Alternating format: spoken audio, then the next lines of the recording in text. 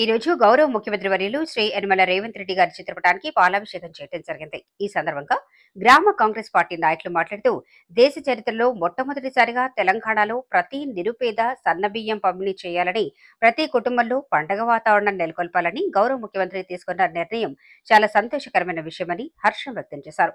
ఈ కార్యక్రమంలో గ్రామ పార్టీ అధ్యక్షులు ఎలుకపల్లి లక్ష్మణ్, ఏలే మధుసూదన్, బోదాసు కొమరయ్య, ఎండి సోహెల్, గంజి కుమారస్వామి, ఎండి ఎజాజ్, నారాయణదాస్, కార్తిక్, నల్లవెల్లి సమ్మయ్య, ఎలివేణి సమ్మయ్య, బోదాసు సదయ్య, కొంచెం కుమార్, బోంగోని పెద్దరాజయ్య గౌడ్, తాండ్రా లక్ష్మణ్, గడ్డం కుమార్ గౌడ్ తదితరులు పాల్గొన్నారు.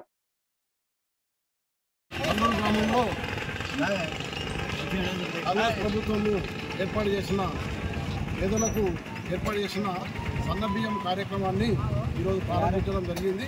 ఇన్ని రోజులు దొడ్డు బియ్యం అనేది ఇచ్చేది ఉంటే ఇప్పుడు మాత్రము టోటల్గా పబ్లిక్ క్షేమం కోరి సన్నబియ్యం ఇవ్వడం అనేది జరిగింది.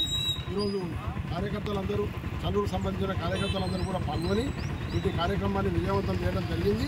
ఇందుకు గాను రేవంత్ రెడ్డి గారికి, అలాగే రాష్ట్ర క్యాడర్కు, మా ప్రణవ్ బాబు గారికి అందరూ కూడా పాలాభిషేకంతో ఇంత మంచి కార్యక్రమాన్ని తీసుకున్నందుకు పాలాభిషేకంతో అభినందనలు తెలియజేయడం జరిగింది.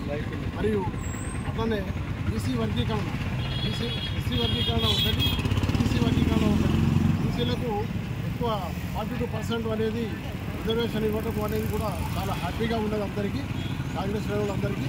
అలాగే ఎస్సీ వర్గీకరణ చేసి కూడా ఇది మొత్తం చరిత్రలో టోటల్గా ఎస్సీలందరికీ కూడా ఈ వర్గీకరణ చేసి మొత్తము అందరినీ కూడా, ఎస్సీ వర్గాన్ని కూడా మంచి క్షేమంగా అందరికీ లాభం జరిగే విధంగా చేయడం జరిగింది. కాబట్టి రేవంత్ రెడ్డి గవర్నమెంట్కు అందరి యొక్క సపోర్ట్ ఉండాలని కోరుకుంటూ, మరి ఎస్సీ ప్రజానీకం కానీ, బీసీ ప్రజానీకం కానీ కాంగ్రెస్ పార్టీకి మంచి సపోర్టుగా ఉండాలని కోరుకుంటూ, మరి ఈ కార్యక్రమాన్ని కల్లూరు కార్యకర్తలందరూ కూడా రంగరంగ వైభవంగా ఆనందంగా ఒక 100 మంది కార్యకర్తలు కలిసి ఈ కార్యక్రమాన్ని విజయవంతం చేయడం జరిగింది.